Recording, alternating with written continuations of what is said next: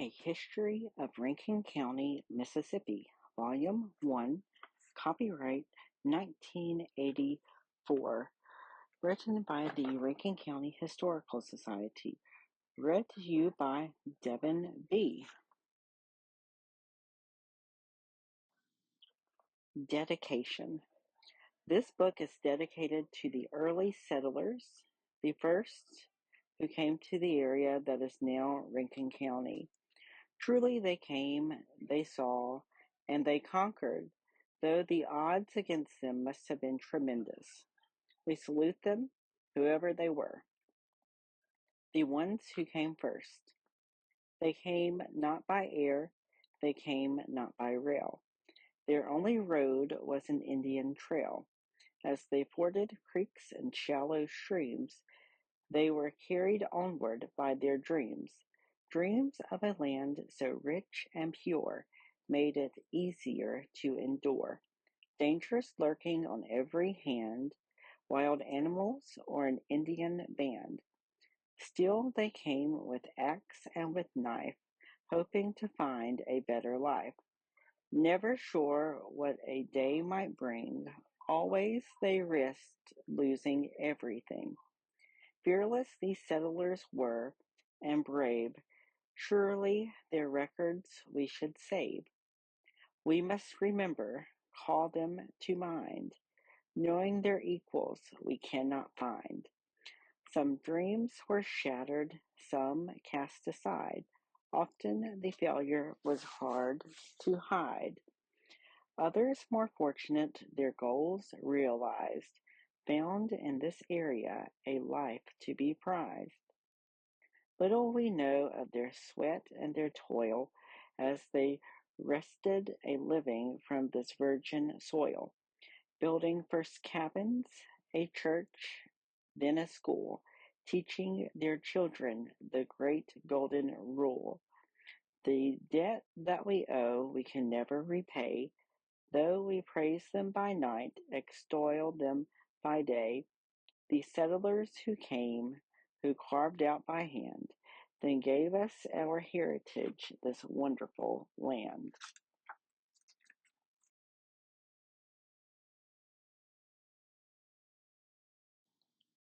Preface. At the organizational meeting of the Rankin County Historical Society held in May 1978, everyone in attendance agreed that the primary objective of the group would be to write the history of Rankin County. During the more than 6 years that have passed since that first meeting, this project has been relegated to the back burner repeatedly because of the organization's preoccupation with other things, two of those being a book, Rankin County Cemetery Records 1824 to 1980, published in 1980, and the Rankin County Museum, established in 1981. There have been times when writing the county's history has almost been abandoned, but not quite.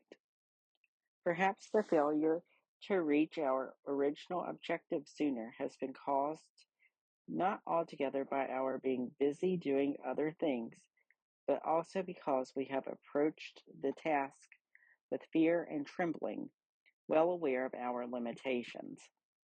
Not one of us is a professional writer or historian, qualifications which certainly would have helped.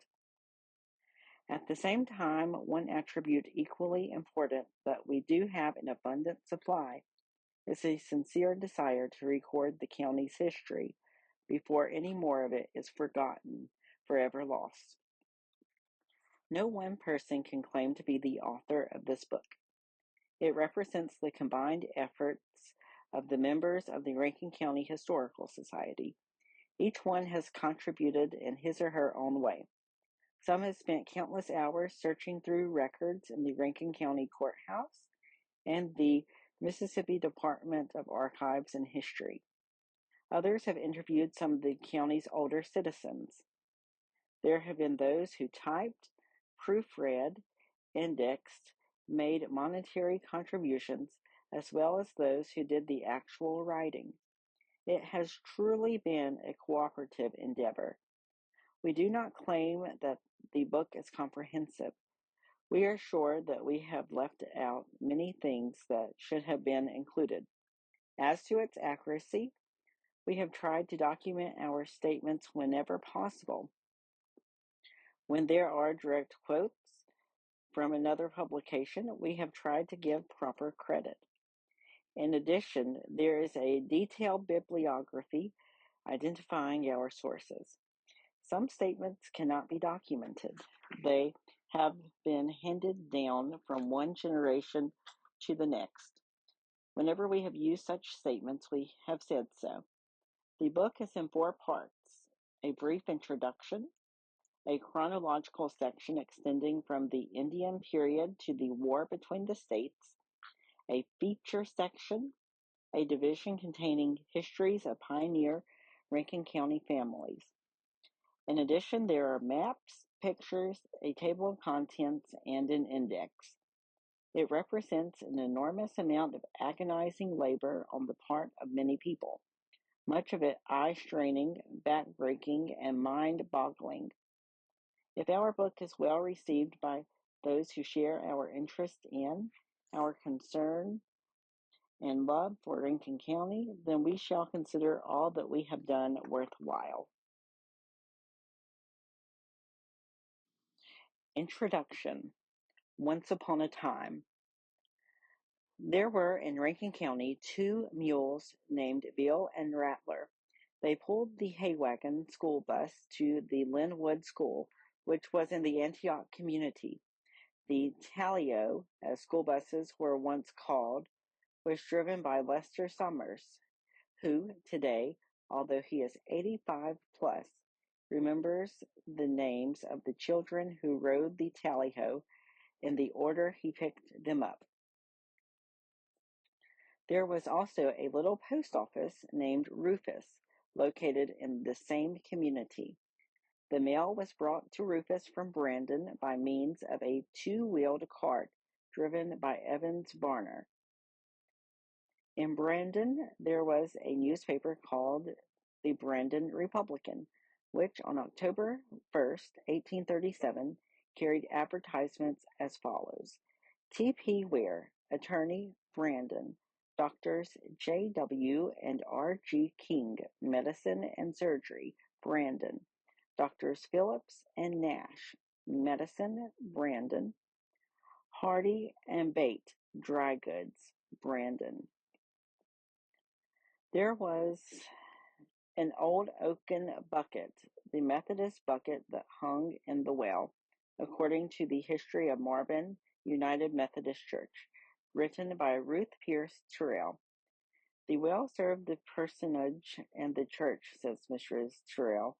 She paraphrases, quote, "How dear to my heart are the scenes of my childhood! What fond recollections present them to view! The old oaken bucket, the moss-covered bucket, the Methodist bucket that hung in the well." End quote. There was an early settler named William Kirsch who came to what was to become Rankin County from South Carolina. Traveling in an ox wagon, he brought with him a barrel full of cowbells, which he sold along the way. Kirsch, a blacksmith, had made those bells in his blacksmith shop back in South Carolina. He used them to finance his journey to the new land. There were many wolves in Rankin County. On June 9, 1845, the Board of Police ordered that Malcolm McIntyre be and is hereby allowed the sum of $10 payable out of the county treasury for killing 5 wolves in said county of Rankin, he having produced the scalps and made oath to the fact. Brandon, it has been said, was considered as a possible site for the location of the state capitol. When it was decided to move the capital from Washington, Brandon was second in the voting, losing to the present location, which was named Jackson in honor of Andrew Jackson. There was an ordinance in the town of Brandon specifying that a fine of not less than $5 and not more than $100 be levied for fighting within the corporate limits. The mayor, at his discretion, could also impose a jail sentence. There was also an ordinance against pulling down authorized advertisements. The fine in this case was $100. There was a store in Rankin County at Shady Dale, a community now extinct, which listed the following prices. 1 pound of black pepper, 25 cents. One set of cups and saucers, $1.25. 5 pounds of sugar, $1. 1 gallon of whiskey, $1. There's There was a Rankin County native who wrote poetry about her life as she grew up here. The following is a poem written by her. The Mailbox by Nina Myers Anderson. Our mailbox, with its flag of red and name stamped on the side, was valued there at Sunnybrook and many needs supplied. It linked us with the outside world that seemed so far away. When school was out and crops were in, and we at home must stay. The mailbox was a long way off. My memory prompts me still. Across 2 branches, through a wood, and up a muddy hill. But we cared not for muddy road, nor lengthy trip we made. The mail we got from out that box was worth the price we paid. We ordered salve of cloverine, with pictures to be sold for gaudy premiums of glass, and rings 10-carat gold. Our Sunday clothes were ordered, and our coats for rainy day. We scarce could wait to see them till they in the mailbox lay.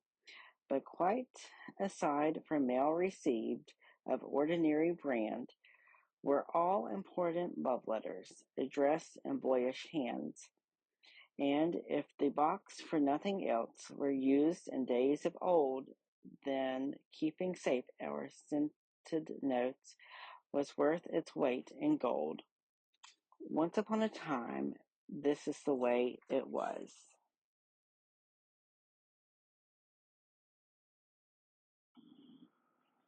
The geography of Rankin County.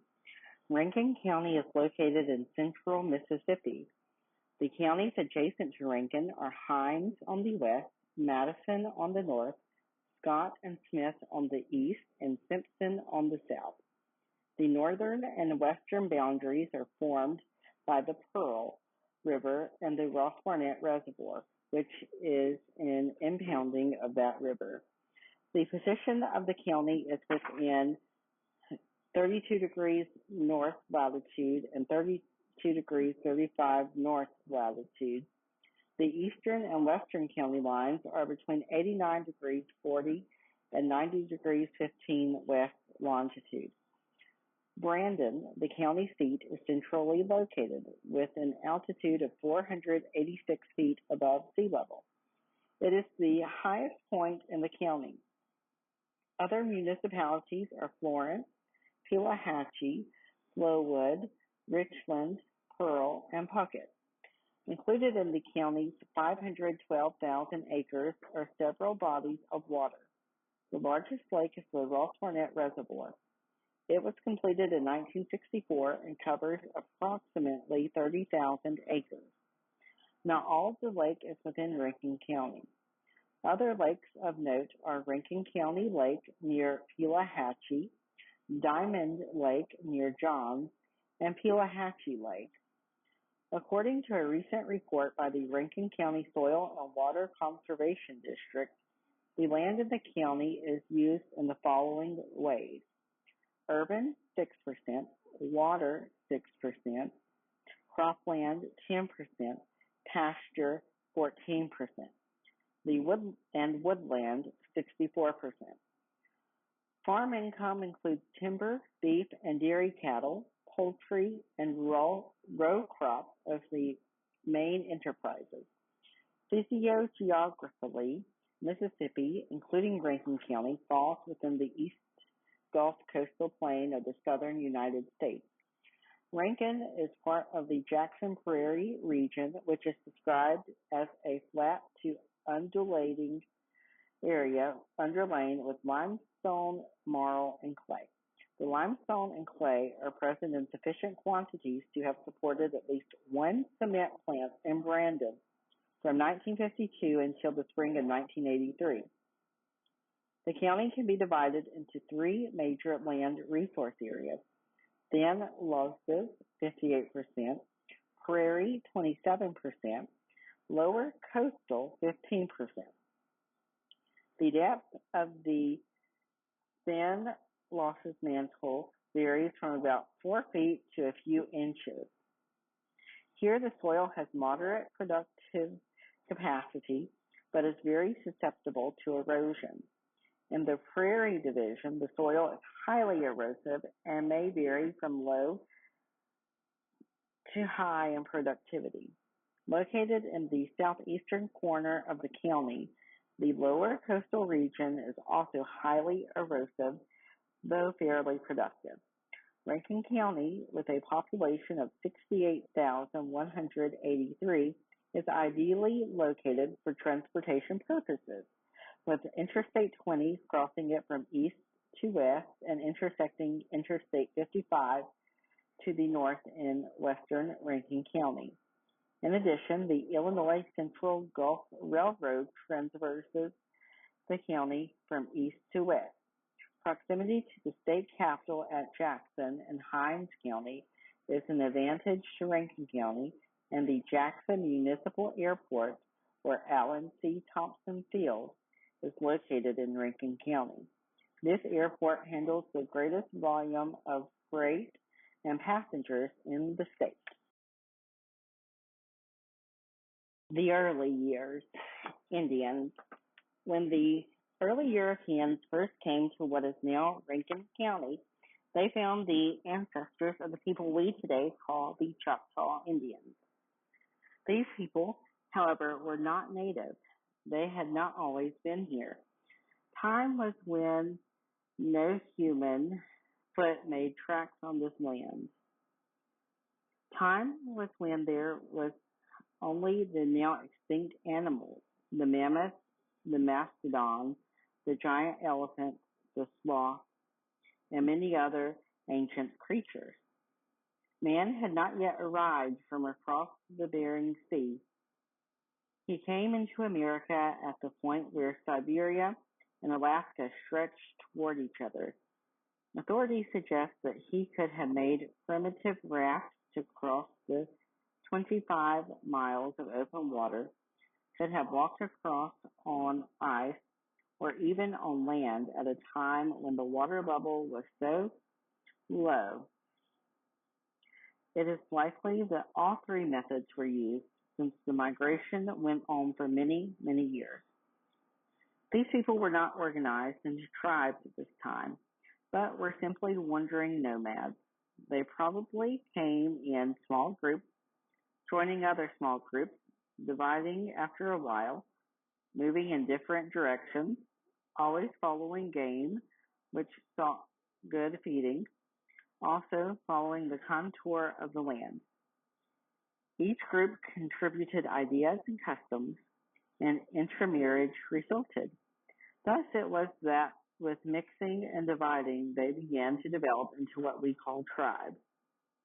There are numerous legends about the origin of the tribe, which came to be known as Choctaw, but they are beyond the scope of this book, and they are indeed legends. We do know, however, that they became good farmers. They grew maize, beans, pumpkins, and melons.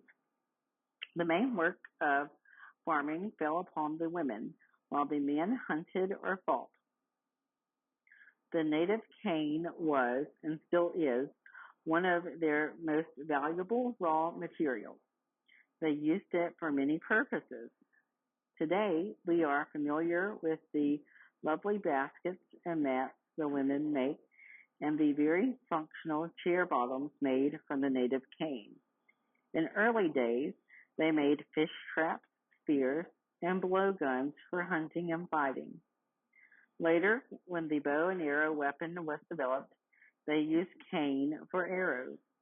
They made fences, stockades, and even drills from this valuable plant. Dyes for the baskets and other items were obtained from plants and trees and bark of various wild nuts. The inner bark of the mulberry was made into thread, rope, and textile materials.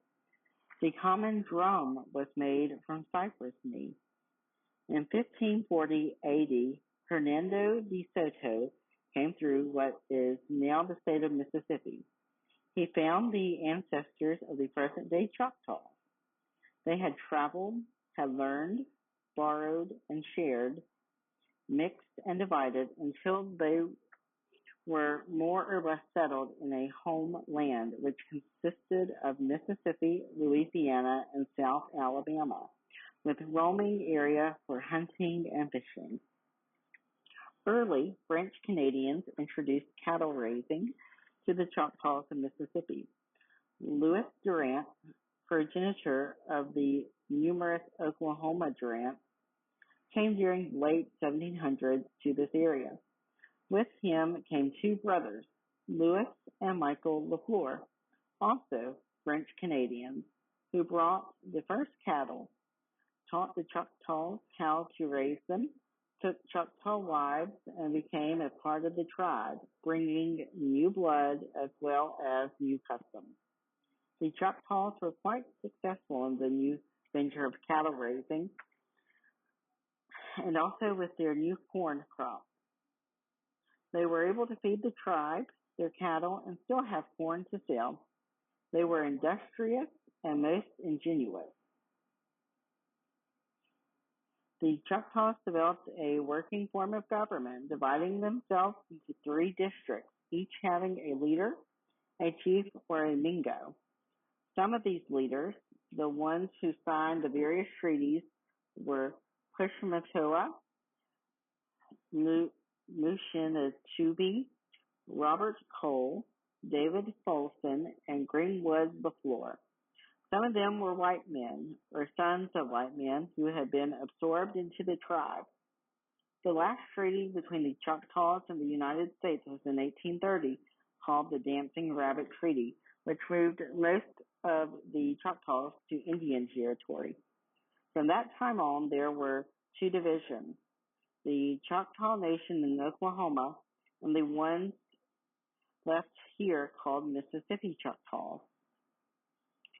The treaty we are most concerned with is the Doak Stand Treaty, signed in what is now Madison County in 1820. A trading post in the Natchez Trace belonging to a man named Doak was selected as the place for discussing and eventually signing the treaty, which ceded to the United States government 33,500,000 acres of land. Out of this acreage, Hinds County was carved, and later Rankin County from that part of Hinds County east of the Pearl River. Prior to the signing of the treaty, traders, missionaries, and some settlers had begun to infiltrate the Indian Territory. With the signing of the treaty, many of the Choctaws gradually were removed to Oklahoma. Not all the Indians left. Some preferred to remain in this area and were allowed to do so. In 1828, the year Andrew Jackson was elected President of the United States, and also the year Rankin County was formed, it was estimated that there were 13,400 Indians still in Mississippi. Just how many were in Rankin County, we do not know, but there were some.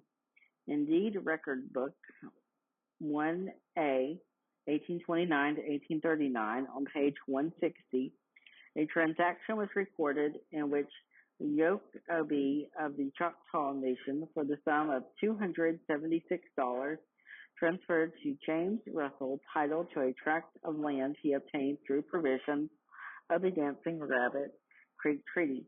The date of the recording of the transaction was April the 1st, 1833.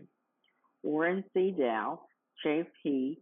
Susie Blue Buchanan's papers included the following statement. In 1836, $40 was allowed for burying and holding inquests for Negro and 2 Indians. It is believed that before the settlers came, the area now known as Brandon was a center for Indian activities. Centrally located near the crossing of the north, south, and east-west Indian trails, which led to various villages, and having a good water supply, the area was used for council meetings and for dances. Even today, there is evidence of the Indians having been here.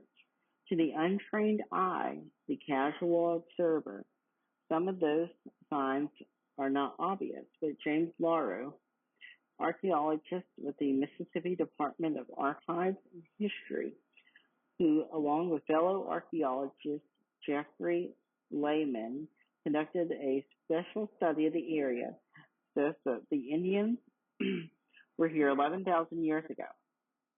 Recently, these experts discovered a scraper, knife, and projectile point near Florence. Artifacts like these had previously been found only in Florida and South Carolina. They date back to 8000 BC.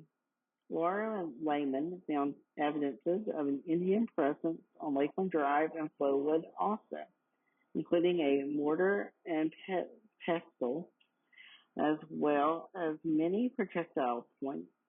In the Flowwood area are 3 mounds dated by Lauro to about 800 AD. They are thought to be burial places on the first high ground away from the Pearl River. Near the spot where Steens Creek empties into Pearl River, there must have been a large settlement of Indians. Here, a number of Indian mounds are still visible, and many Indian artifacts have been found, according to Melvin Steen of Brandon. On the Whitfield property, between the railroad and Richland Creek, there is an Indian site, according to Margie Riddle Bears, native Rankin Countyan, who remembers her father showing it to her when she was a child. The WPA Historical Project included in its History of Rankin County a division called Local Legends. One of these says the Indians had a community center or gathering place, the name of which is forgotten, but translated into English is Madtown. The place, located on the Jackson-Cato Road about 5 miles southeast of Pearson, was cleared and settled by William Allen, grandfather of Dan Allen of Florence. It having been a common center or gathering place for the Indians, was afterwards used by white settlers as a camping ground for wagoners of Smith and Simpson counties, carrying their cotton to the railroad for shipping. This information about Madtown was obtained by the WPA writers in interviews with Dr. Tom Steen, Mr. Dan Allen, and Mr. J.C. Bullock. The interviewer was Mrs. Mamie Grundy. During the years when farming was more extensive in Rankin County than it is today, the plow often turned up arrowheads and other Indian relics. Many of these have been found on land adjacent to Terrapin Skin Creek, within a mile of the Rankin County Museum. Mr. Shrove Rice, Nee Cora Ryan, and Jack Maxey, both of whom live near the bridge over the railroad in West Brandon, have donated to the Rankin County Museum arrowheads turned up by the plow on their land. Others have been found on the banks of the Pearl River and also near Star on Morgan Creek in the southern part of the county. According to archaeologists studying this area, more than 50 Indian sites have been documented in Rankin County. According to Lauro, the artifacts discovered are not Choctaw, although he says we know they were here. The Choctaws built on hills and further away from the river. The sites have just not been located, probably because they are in woods or deep underbrush, not in places where they would have been turned up by the plow. When the early settlers came to the area of Rankin County known as Shiloh, there were apparently quite a few Indians in the region. From the papers of Susie Blue Buchanan, we find this reference. Quote, funeral services were held for a little girl who died in a fall from a grapevine and reported to be the first burial in Shiloh Cemetery. Tradition has it that during the day Sunday, they held services for the little girl, and same was intently and interestedly watched by many Indians who had been given permission to stand close by, it being their first knowledge of a white man's burial. End quote. Indian names are prominent throughout the state: Biloxi, Natchez, Yazoo, as well as the name Mississippi itself, to name a few. In Rankin County, there is Pelahatchie, meaning crooked creek, it is said. There is also Ettacuchee Creek near Guild. Apparently, there are at least two Indian names for Pearl River. Cushman's History of Indians says that the ancient Choctaw name for Pearl River was Bukjaha. A recent brochure by the Lawrence County, Mississippi Historical Society described the Lawrence County Pioneer Pilgrimage, states that the Indians called Pearl River Talagachi. The Indians were indeed here. It is unfortunate that the growth of timber and other vegetation, as well as urban development, has all but obliterated much of the evidence. As a result, some things will never be known. We can only guess, only imagine what it was like here in our own backyards, thousands, even as recently as hundreds of years ago, before the white men came.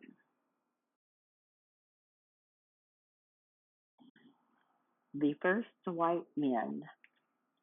When Columbus discovered the New World in 1492, he declared it to be the property of Spain. About 50 years later, the first Europeans set foot on Mississippi soil.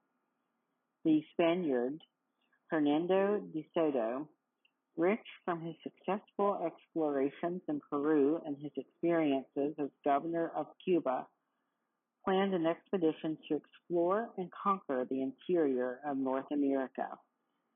He left Spain with 9 ships and at least 1,000 men.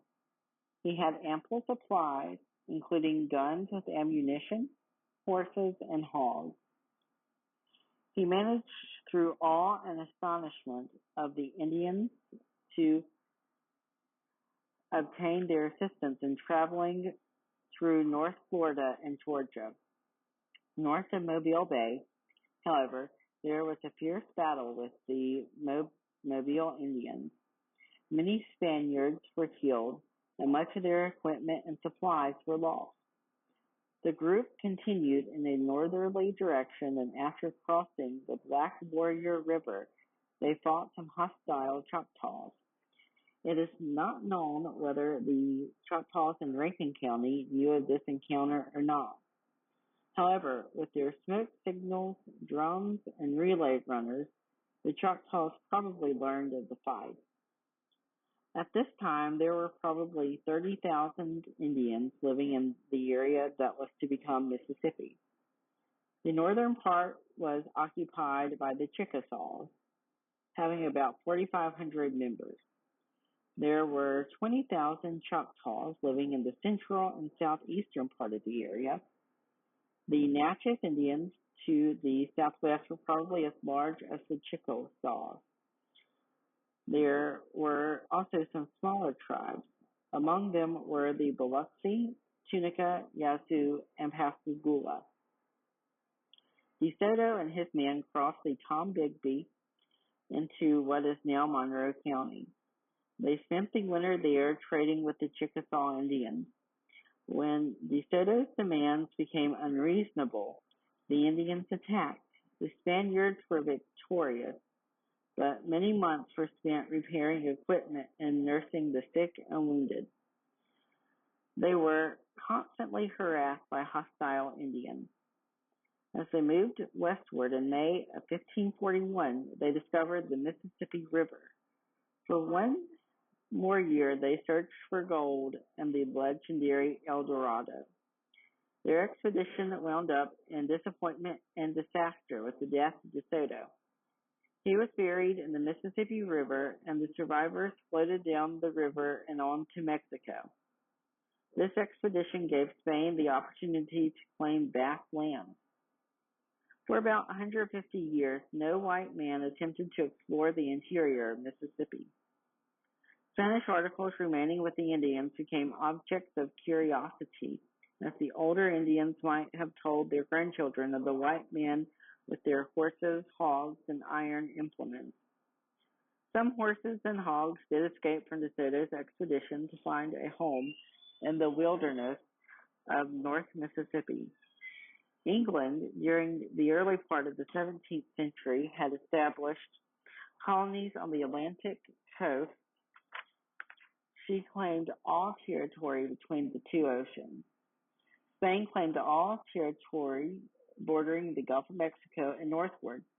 Thus, at that time, the area that is now Rankin County was claimed by England and Spain, even though it was occupied by the Choctaws. In 1682, La Salle, a Frenchman, beginning at Montreal on the St. Lawrence River, descended the Mississippi River to its mouth and claimed for France the whole valley of the Mississippi. He named it Louisiana after King Louis XIV. In 1699, Pierre Le Moyne d'Iberville came from France and made the first permanent white settlement in Mississippi. It was located on the eastern shore of Biloxi Bay and was called Fort Maurepas. In 1710, the entire French population was about 400 people. There were settlements on Ship Island, Cat Island, Biloxi, and several up the Mississippi River. Pierre's brother, Bienville Le d'Iberville, built an outpost up the Mississippi River at Natchez. This was in 1716 and was called Fort Rosalie. During the latter part of the 1600s, England, France, and Spain claimed the Mississippi Valley. France was interested in its raw materials, especially the furs that could be sent to Europe. She also intended to keep the English from expanding beyond their colonies on the Atlantic coast. England wanted the colonies in the Mississippi Valley to strengthen her claim that her territory extended to the Pacific Ocean. She also wanted to stop the Spanish expansion from Mexico to Florida. Spain wanted to join her Mexican territory with her base at Pensacola. From 1717 until 1731, the affairs of the French province were to be under the control of the India Company, managed by the spectacular John Ball, Scotch gambler living in France. Bienville was governor. Many colonists from France came because free tracts of land were given. French ships brought many slaves from Africa to help on the plantations. Law's financial schemes were mismanaged and they failed. Supplies ceased to come and there was great suffering. Some of the soldiers even lived with the Indians. The French provincial capital had its beginnings at Biloxi.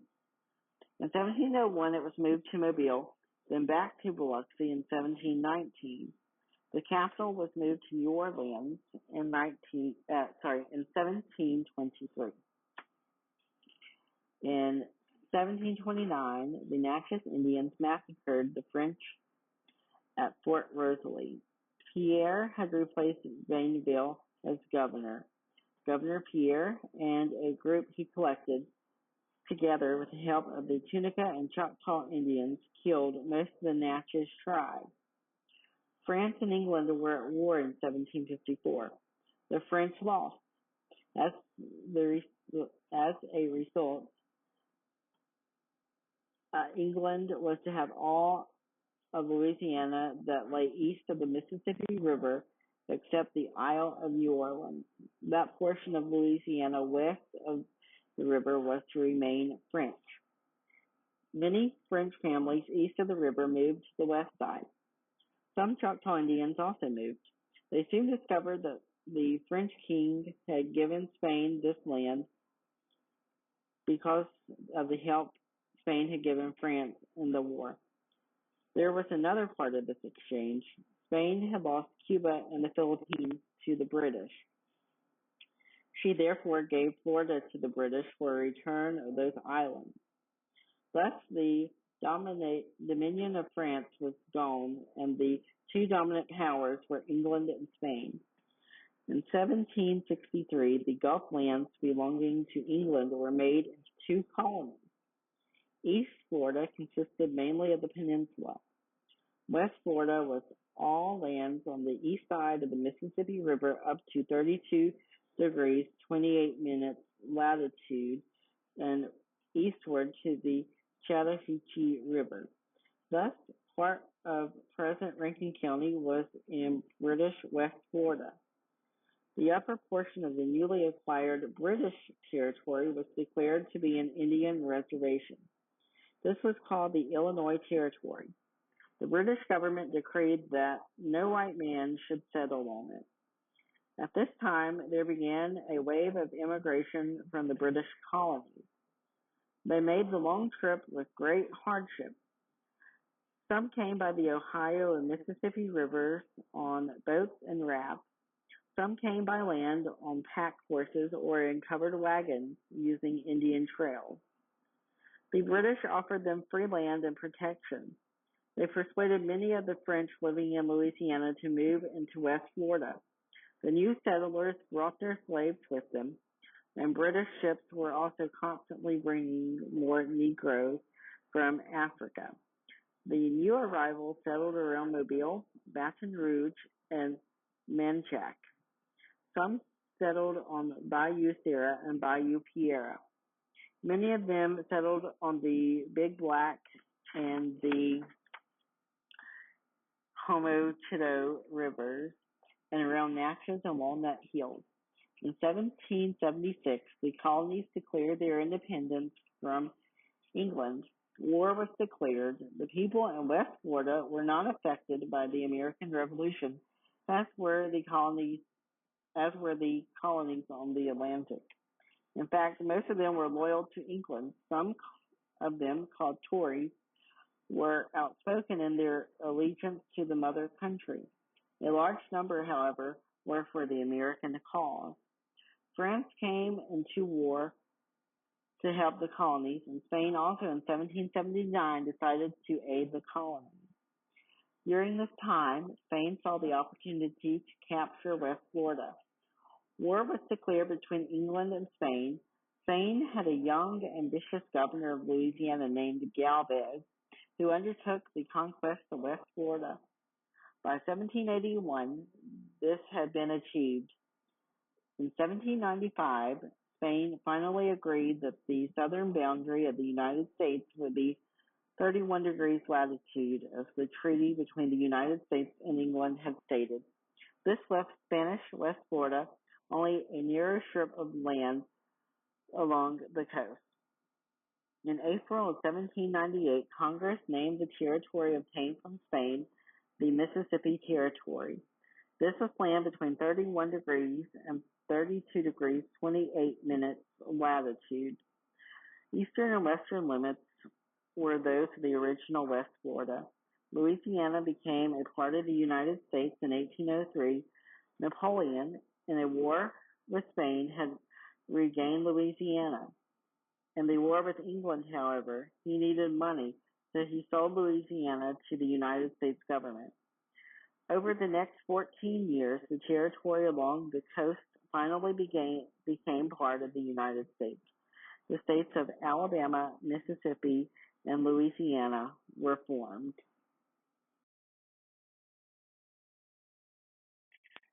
Rankin County's first white men.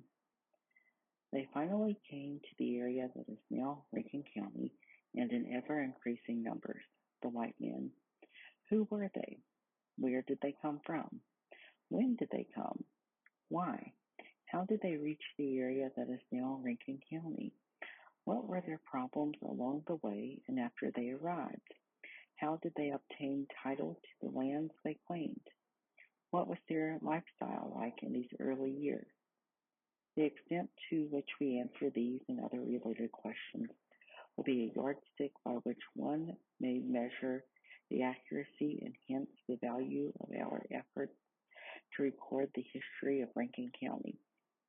Quite a few of these traders, missionaries, and early settlers must have been in the area at the time of the signing of Doak's Treaty in 1820, because just 1 year later, in 1821, Hinds County was formed, and only 7 years later, in 1828, Rankin County emerged. The first United States census of Rankin County was in 1830, and it listed 244 heads of families in the county. Who were these early settlers, the first families of Rankin County? 8 of the families were Smiths, 7 were Grahams, 6 Williamses, 6 Benson, 5 Joneses, 5 Franklins, 4 Steens, 4 Holcombs, 4 Corleys, and 3 each of the following surnames: Brown, Bird, Fussell, Grice, McIntyre, Miles, Neely, Purvis, and Rhodes. They did not always come alone, these hardy pioneers. In many cases, they brought their slaves. One of the very first legal transactions recorded in Deed Records Book 1 in the Chancery Clerk's office is a bill of sale. This document describes the sale of a young black boy named Harlow for $250. Ownership was transferred from D. Phelps and E. Griffin to John George, August the 8th, 1828.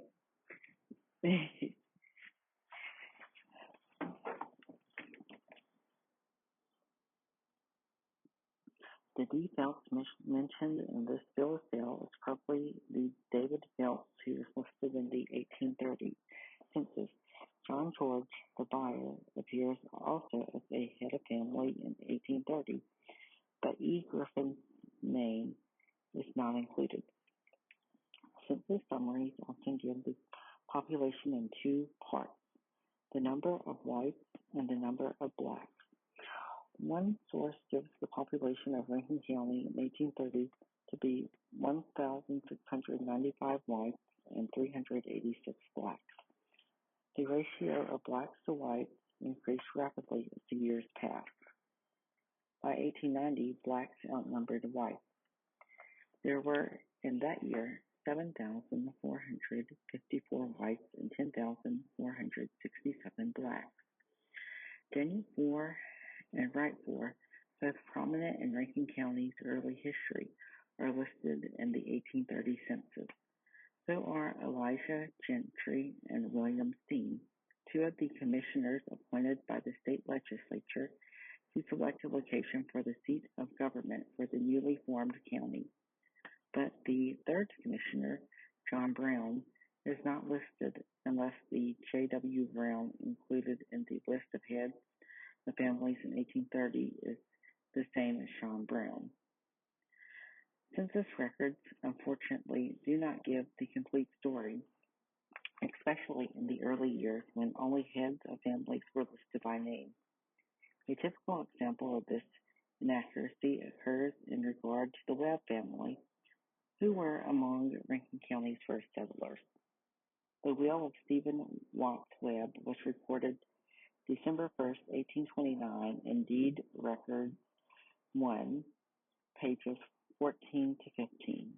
His widow, Mary, and 7 children were listed as beneficiaries. John W., the oldest son, was executor. At this time, there was no bond and will book. Documents of this kind were recorded in the deed book. Later, such transactions were recorded in a separate book, specifically for wills. Stephen W. Webb died in 1829 and therefore does not appear in the 1830 census.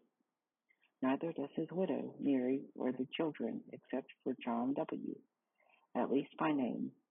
John W. married June 16, 1830. Apparently he, his wife, mother, brothers, and sisters were regarded as one household. Mary Webb and her son, John W. Webb, purchased land May 13, 1831 from the United States government, according to page 20 of Tract Book 1. The description of the land they bought is the east half of the northwest one-fourth of Section 31, Township 4, Range 2. In 1826, 2 years before Rankin County was formed, Stephen Watt Webb had bought from the federal government land having the following description: east half of southeast quarter of Section 31, Township 4, R2. In the papers of I. P. Russell, grandfather of Mrs. Ed Nero and Mrs. Roma Donald, his statement, which sheds little light on who the first citizens of our county were, as well as where they came from. Russell says, quote, in 1825, a colony of people left South Carolina for more fertile lands further west, and when they landed in Mississippi, they decided to stop and open farms as the land seemed to suit them. Among the names in the colony, the most numerous were Rose, Myers, and Kirsch. Other names were Patrick, Walters, and Russell. End quote. Strangely enough, the only ones from this group appearing in the 1830 census are Rhodes and Russell, unless one counts as Walters. Russell's reference to the colonies having come from South Carolina is not the only indication that many of Rankin County's first citizens came from the Carolinas. There are many tombstone inscriptions in the county cemeteries which list these states as the birthplace of those buried there. According to Russell, this colony was looking for better land than South Carolina afforded. Another possible reason for migrating from South Carolina may have been related to the trouble South Carolina was having with the federal government about this time. In November 1832, South Carolina enacted a law which came to be known as the Nullification Act. She declared the Tariff Law of 1828 to be null and void within her limits. This was a high tariff on imported goods and was very objectionable to many people, even in the young state of Mississippi, some of whom came to be known as nullifers. Others, while opposing the tariff, also opposed settling the controversy by nullification, which they felt was a threat to the Union. There was even talk of secession, and historians speak of the crisis of 1832 to 33 when discussing South Carolina's nullification. Certainly, nullification, pro and con, became a very important political issue. Mississippi, however, had other problems in nature with which to deal. Among these were removal of the Indian, bank charters, and land policy. So Mississippi nullifiers were decidedly in the minority. Meanwhile, back in South Carolina, there was considerable unrest. Many citizens fearing secession left South Carolina for the West. Some of these made their way to Mississippi and to Rankin County. The settlers in Shiloh apparently were among this group.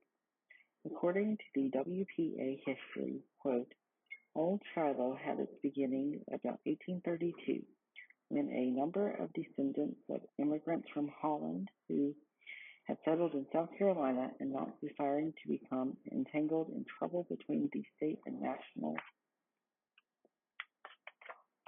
government left the state. One group from Orangeburg district traveled in ox carts southward and westward. Arriving at the beautiful place now known as Shiloh, at first Dutch colony, the group decided to rest. Subsequent events resulted in their settling in Shiloh. One of the first things we learned in school about the history of our country was that many of the early settlers from Europe stopped for only a short time on the Atlantic seaboard. Soon they pushed on to the west.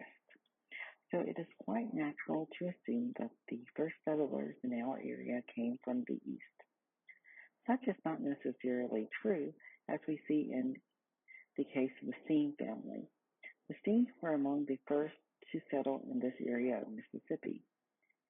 The 1820 census lists three Steens who were in Lawrence County at this time: William, Robert, and Elias Steen. As early as 1825, Robert and William Steen bought parcels of land through the land office in that part of Hinds County, which in 1828 became Rankin. One of the commissioners appointed by the legislature to locate a suitable place for the new county seat of government was William Steen, and the county's first sheriff was Robert Steen.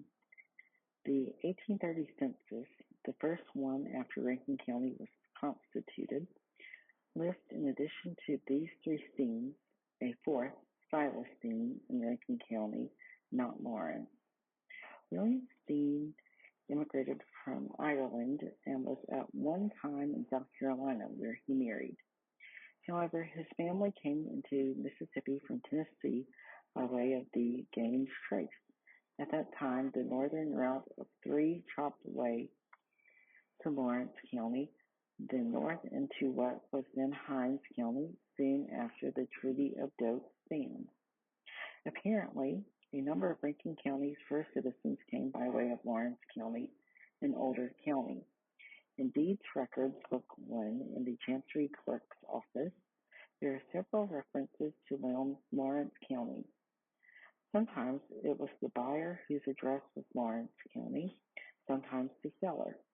Information concerning people and events that transpired between 1821 and 1828, when Rankin County was part of Hinds, is scant. Although she does not document her statements, Susie Blue Buchanan describes the first land entry in the county as follows, quote, patented from the U.S. government to Anthony Miller, September 21st, 1821, the northeast quarter of the northwest quarter, section 31, township 3, range 1 east. This parcel of land is located in the extreme southwestern part of the county near the Simpson County line. Others on Buchanan's list of those who obtained land included Thomas Tibbs, February 17, 1824, John Myers, June 12, 1824, William Davis, November 23, 1825, William Steen, July 6, 1825, Robert Steen, June 28, 1825, Jesse Smith, August 2, 1825, John Smith, August 12, 1825, Rice Wells, September 25, 1825, Robert E. Lee, February 17, 1825, Joshua L. Perkins, June 18, 1825, Aries F. Merrill and Nicholas Gray, April 6, 1825, Matthew Myers, from January 8, 1826, William Davis, November 12, 1826, Thomas Smith, November 6, 1826,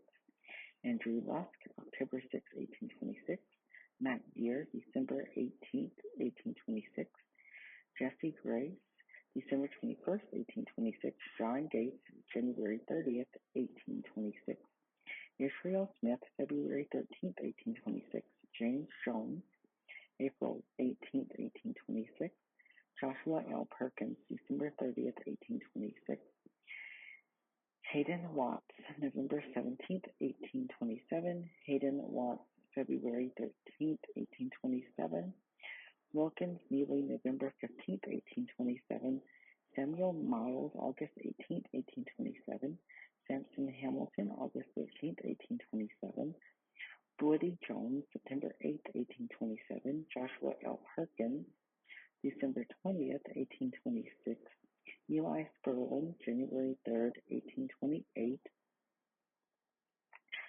represents 30 parcels of land obtained by 27 different individuals, which is not very many for approximately 7 years. However, Buchanan does not say the list is complete. There may have been others. It is interesting to note that these land parcels are in various parts of the county, some near the present city of Florence, others in the Brandon area, one or two near the area now included in the Ross Barnett Reservoir. Another point worth noting is the fact that these 30 people who obtained land between 1821 and 1827, only 13 of them appear in the 1830 Rankin County Census records.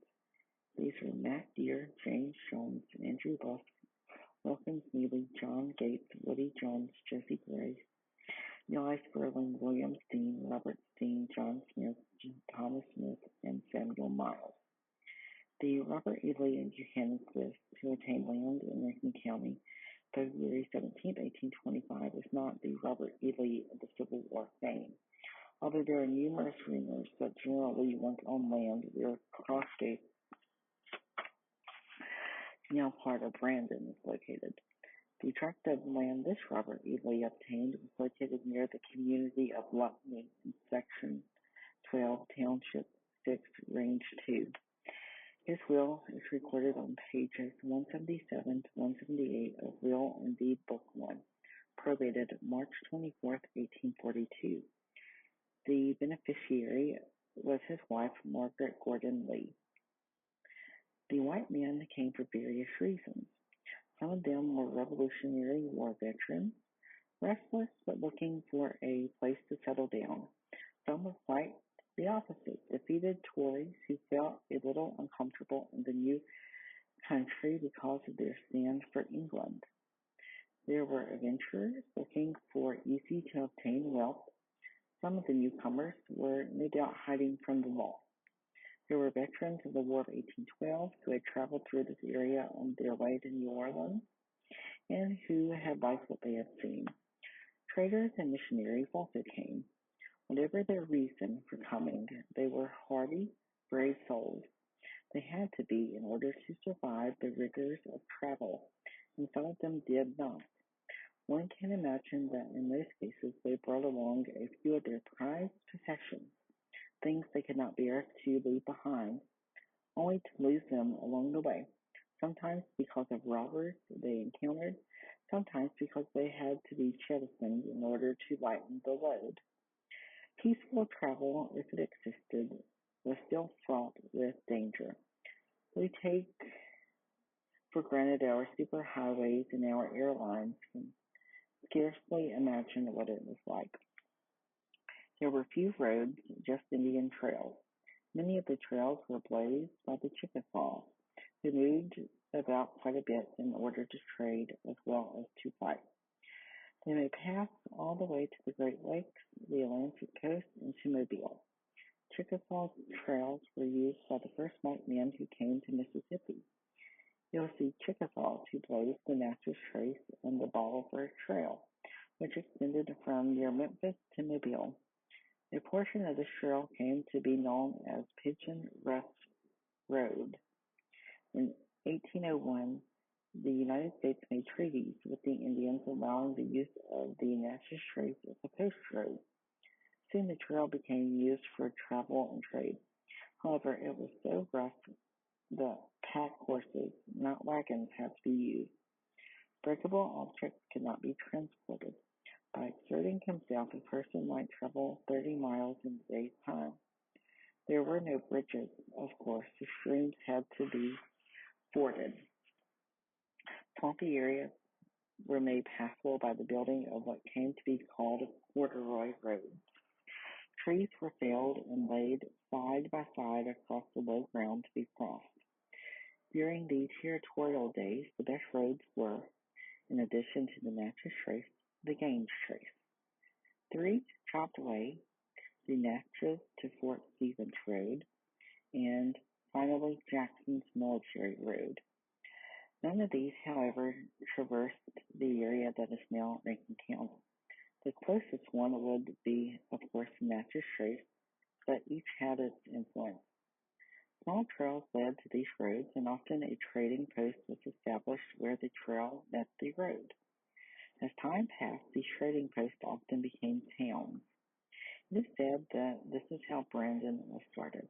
The numerous springs in the area were frequented by travelers going north to south, as well as east to west. There is a reference to one of these Indian trails in the Board of Police Minutes, Book 1. Road number 4 was to be divided into two precincts. One precinct from Brandon to the Choctaw Path, leading from near A. Chisholm's to William Myers in a direction to Beasley Campbell. Second precinct from the said Choctaw Path to Beasley Campbell. William Fussell was appointed overseer of the second precinct leading from Choctaw Path to B. Campbell's in the direction from Brandon to B. Campbell's. The approximate location of the Choctaw Path can be determined by reference to the land descriptions of properties owned by A. Chisholm, William Myers, and Beasley Campbell. For a long time, there were no public roads. Private companies, some of which were called turnpike companies, built roads and charged a toll for their use. They used a long pole containing spikes which they placed across the road to prevent passage until the toll was paid. Then they turned the pole with its spikes aside to allow the traveler to proceed. From this practice came the word turnpike.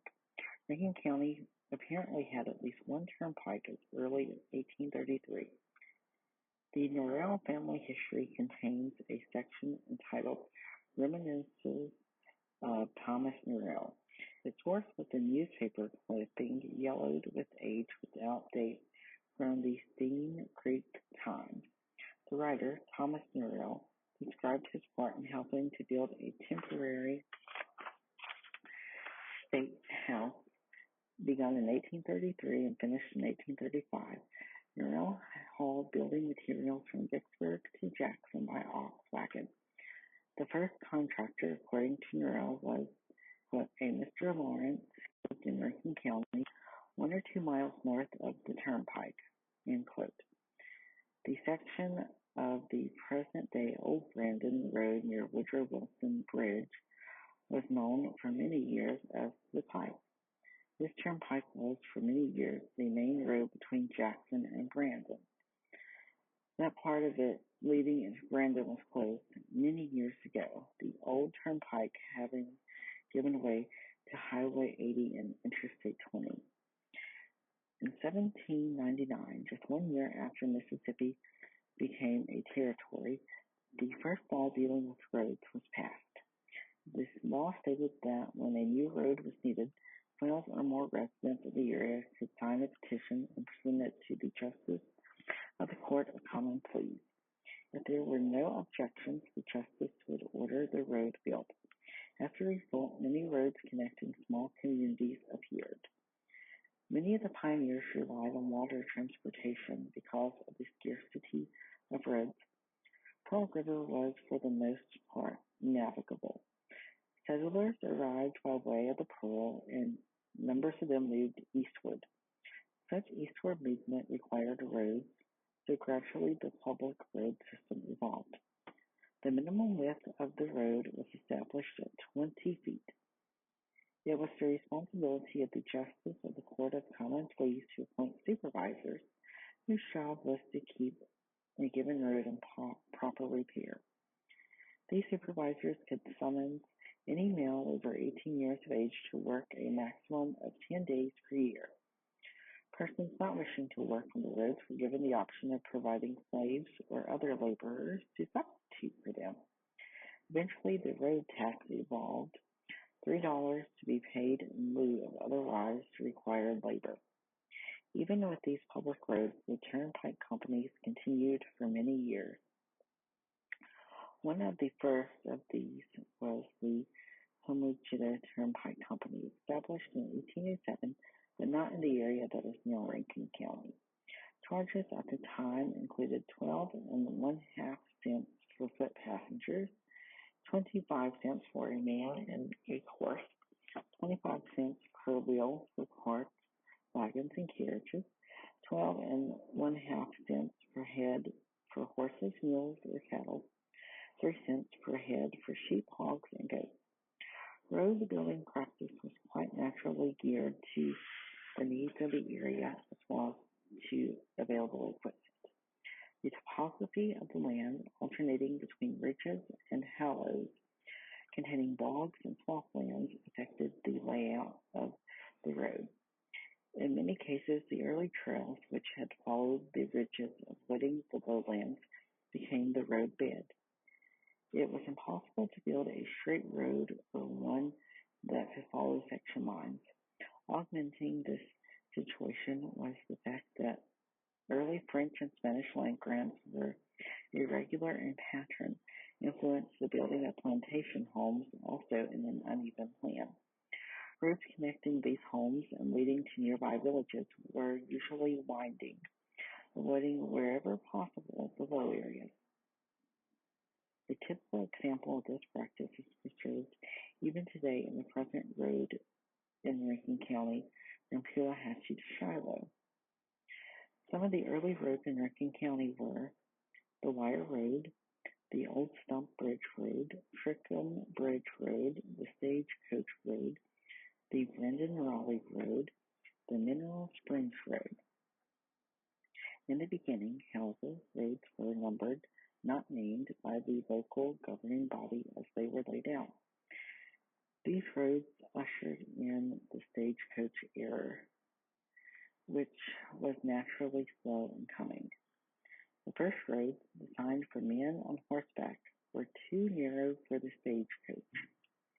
These early arteries were gradually widened by the ox-drawn wagons and finally could accommodate the stagecoach. Whose capacity varied from 6 to 16 passengers, some of whom sat on the roof with the driver.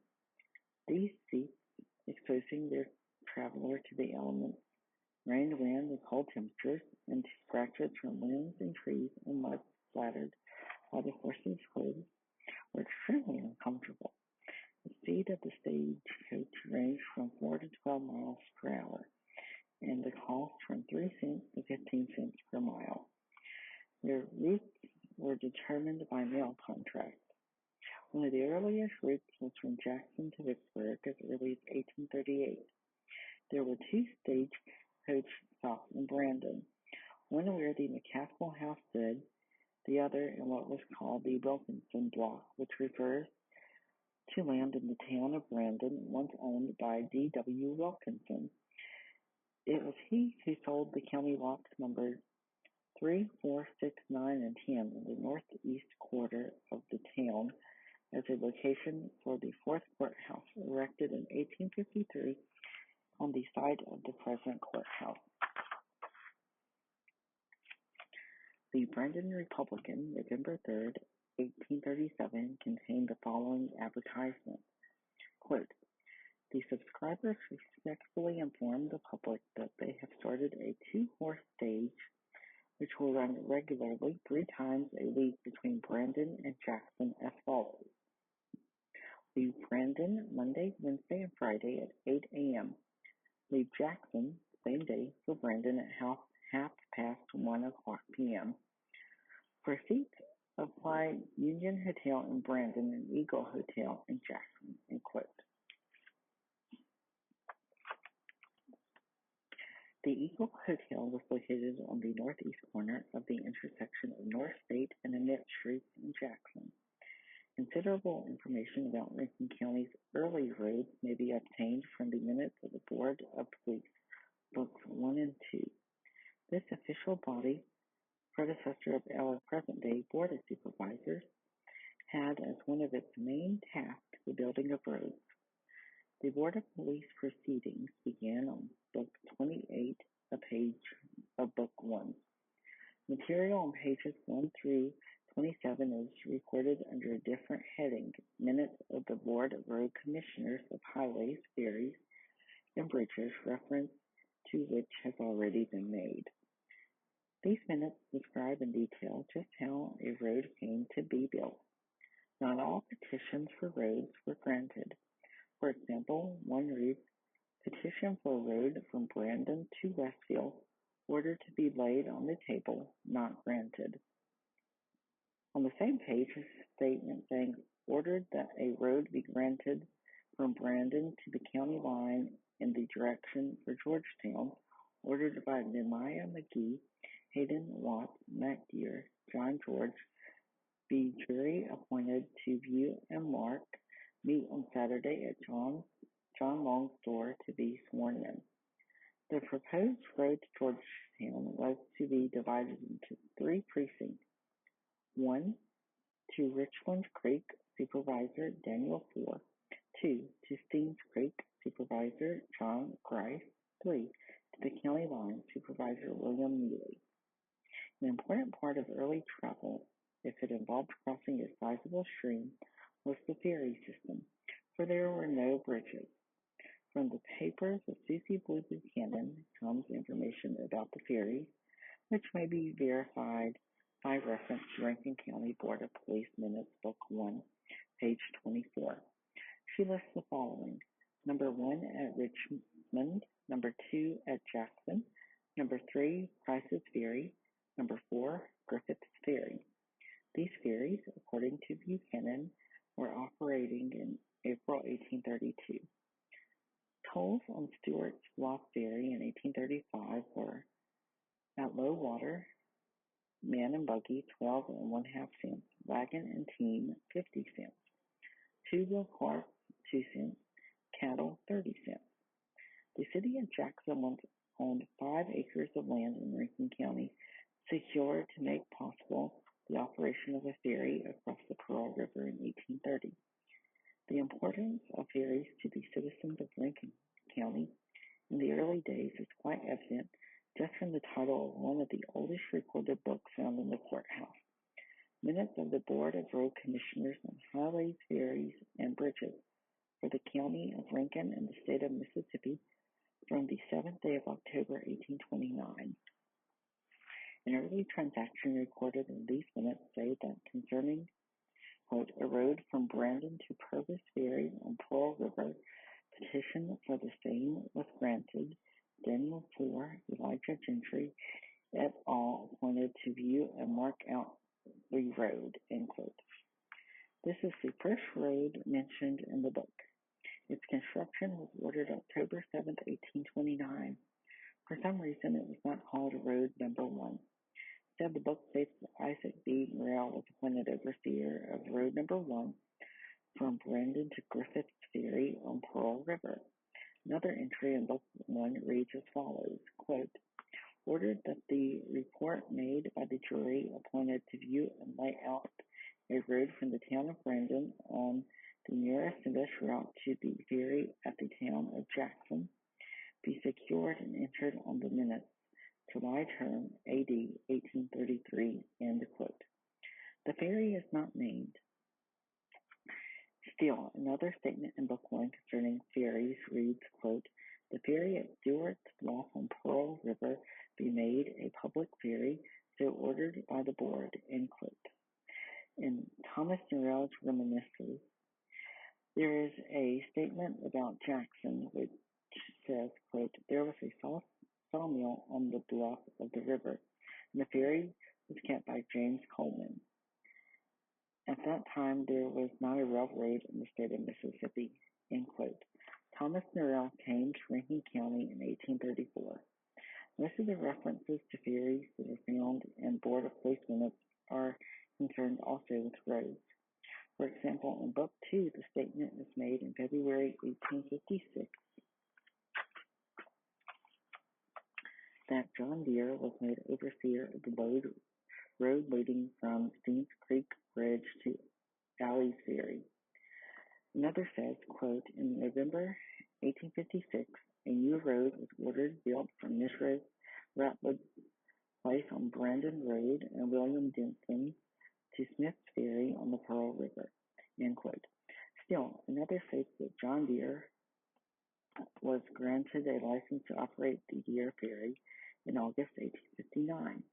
The rates were as follows: a person on foot, 5 cents; horseman, 10 cents; a horse, a one-horse buggy, 25 cents, two-horse buggy, 30 cents, one yoke oxen and wagon, 30 cents, four-horse wagon, 40 cents. Other proceedings of the Board of Police duly recorded in minutes spoke to included, quote, the appointment of John A. Rucker as overseer of the road from Steams Creek Meeting House to Cooper Ferry, February 1851, the appointment of William Cotton as overseer of the road from Anderson's Ferry to its intersection with Cook's Ferry Road, February 1850, end quote. Numerous ferries are mentioned.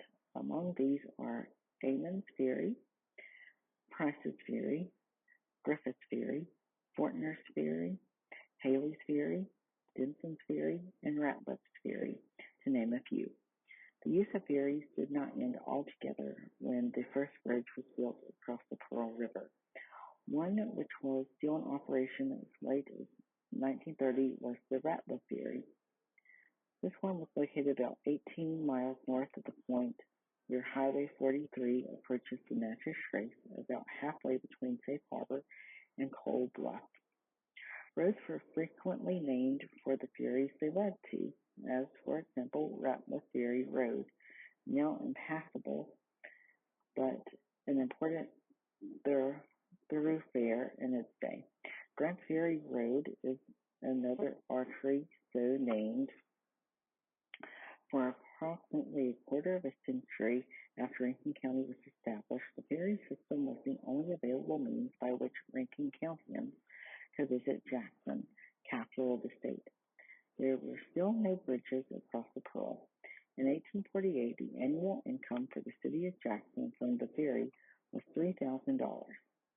One notices it is from, quote, the ferry and not the ferries. Apparently, there was only one operated by the city of Jackson at this time, which was before a bridge across the river had been built. One thing is sure, the first people to settle in what is now Rankin County did not reach this area by rail. Thomas Newell, remember, was employed to haul materials for the State House being built in 1833. He used an ox wagon to transport these items from Vicksburg to Jackson. It was the completion of the railroad between these settlements in 1838 that brought about the termination of his employment. In 1836, the Jackson and Brandon Railroad Company was chartered. A railroad was to be built from Jackson to Brandon, including a bridge over the Pearl River, but the Panic of 1837 suspended operations of this project, as well as others. It was not until June 1850 that 13 miles of T-rails, as well as the bridge across the Pearl River, became a reality. Hi, everyone. I hope that you've enjoyed listening to the history of my home county. I wanted to share this to make sure that the dedicated work of the Rankin County Historical Society is not forgotten. This book was produced in limited numbers, and many copies are available in reference libraries only. I was gifted my copy of this 2-volume set by my grandmother, whose family is covered in the Pioneering Families section. I hope that you all have enjoyed this video, and I look forward to covering the remaining chapters of the volumes in the coming weeks and months. Please keep in mind that any statistics given in this book are vastly out of date and should be rechecked if you are wanting to cite any information. Rankin County is one of the quickest growing counties in the state of Mississippi. If you have any questions or requests, please comment.